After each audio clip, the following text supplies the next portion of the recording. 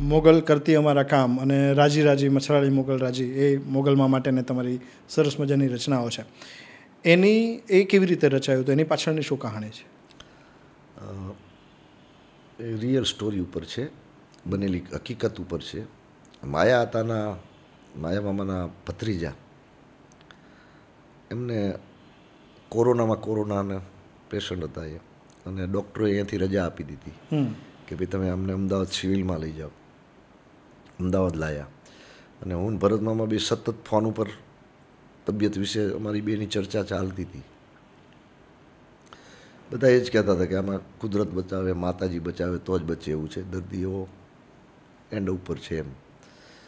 પછી ડૉક્ટરોએ એને ઓપરેશન કરવાનું કર્યું, તો કીધું કે એને ફંગલ નામનું કંઈક ઇન્ફેક્શન ઈટાણે હતું, એ કંઈક નાકે લાગે બીજા હતું, અને પછી ઓફ થઈ જાય. ઓપરેશન કરવું જરૂરી હતું. તો ડૉક્ટરોએ એને કીધું કે આના ફેફસા 90% ડેમરેજ છે કોરોનાના કારણે, એટલે આને દવા આપશું ને તો એ ભાનમાં નહીં આવે, એટલે આ શક્ય નથી એમ. એટલે અમે ઓપરેશન કરવાની ના પાડીએ છીએ ને અમે રાજી નથી એમ. અને ઓલી દવા ઊંઘાડવાવાળા કોઈ તૈયાર થતા નહોતા કે આ માણસ કોમામાં જતો રહેશે ને પછી ભાનમાં નહીં આવે. પછી માયા મામા એમણે ફોન ડૉક્ટરોએ ચર્ચા કરી, એ બધી અમે રિયલ સ્ટોરી એમાં બતાવ્યું છે, રિયલ સ્ટોરી જ બતાવી છે, વાસ્તવિકતા છે. તો માયા હતા એ કીધું કે માં બેઠી છે જોગમાયા, એના ભરોસે હવે તો આપણે કરવાનું છે.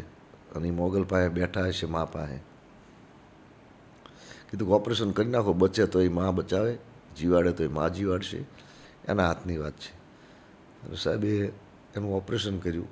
ભાનમાં જે રીતે નહીં આવવાવાળા કહેવાવાળા કે આ ભાનમાં નહીં આવે, પછી એના 5 મિનિટ પહેલાં એ ભાનમાં આવ્યા હતા. અને એ માણસ અત્યારે હૈયા જ છે.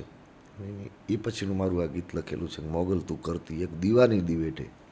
ખાલી માં તને અમે ગમે એવી માનતાયું કરવી એવું નહીં, અંતરના નાદથી એક તને જો દિવેટ અમે કરીએ ને, દીવાની દિવેટે મોગલ કરતી અમારા કામ.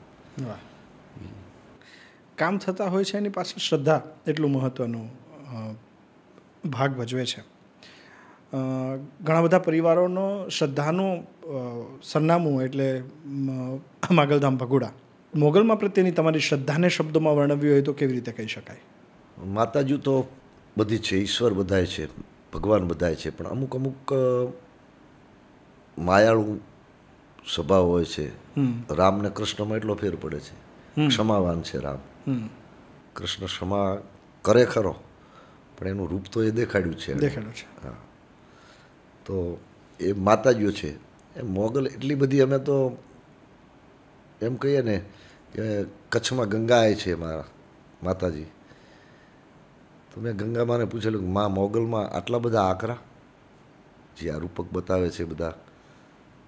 તો માએ મને કીધેલું કે હું બેટા મોગલના થડાને એમ એનો કહેવાય કે આ મોગલનો મઢીની આંગળી એ નથી કરાતી. હા, એટલી બધી આકરી દેવ છે, પણ દયાળુ પણ એટલી બધી છે કે જે ભગુડામાં અત્યારે બેઠી છે. ક્ષમાવાને એટલી છે, અને કાર્ય એવા કરે છે માં બેઠી છે ભગુડામાં.